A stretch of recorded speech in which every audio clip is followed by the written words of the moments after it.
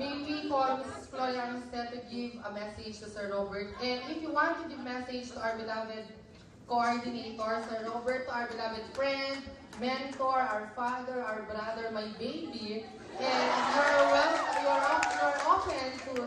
to say thank you to him. Walang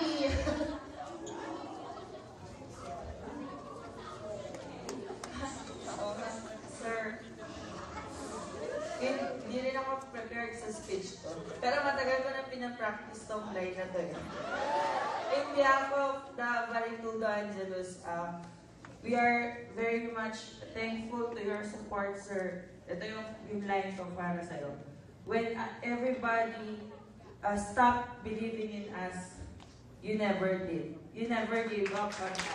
Thank you, sir. Yun lang ang sabi ko. Salamat. Yeah. Your message to Sir Robert.